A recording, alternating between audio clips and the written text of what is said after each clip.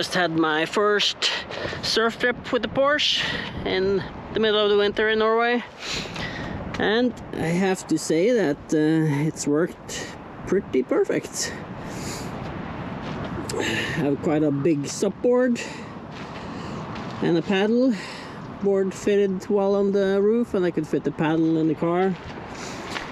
Trunk is big enough for all my equipment, and I could use my tool rack for the first time, which fits well. The rear part is around 7 centimeters lower than the front, so I put some extra padding here to keep the board straight and even, so that when I drive you won't get too much pressure on. Have the straps and some fabric with Velcro on to put around the ends of the strap and the top of the strap so they don't flap around. My changing mat and my shower.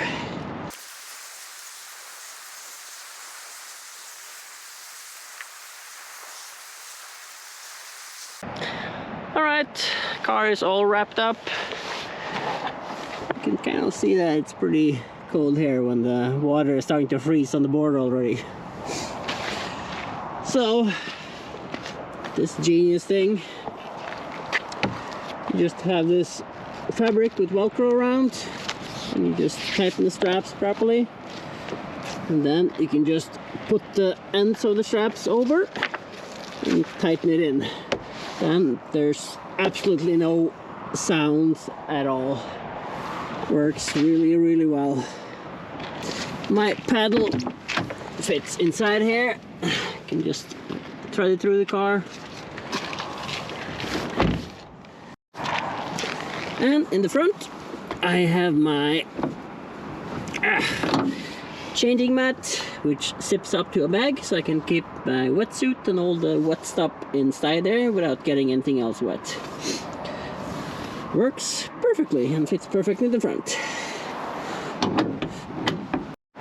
So now it's time to make a quick stop, and then it's 2 hours and 20 minutes to get back to my house. So far it's been a very successful trip.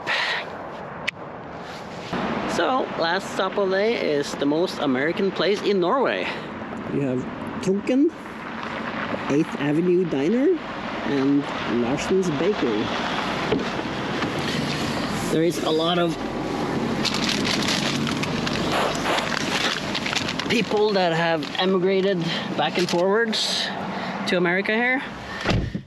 So Trunken is the Norwegian way of saying trunk.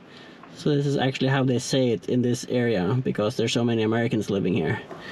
The diner is not open now, but they serve typical American food.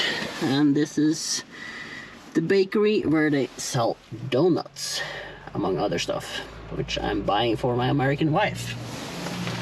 So I might go inside Trunken a little bit too and see if I can find some American candy or something to get and bring home.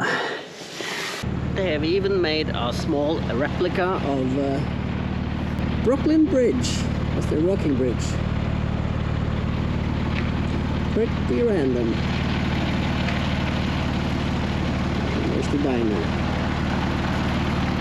Back home, and now it's time to get all the salt and grime off.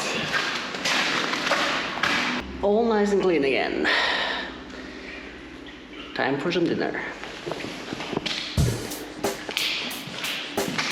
Check the mic and make sure it sound right, boys.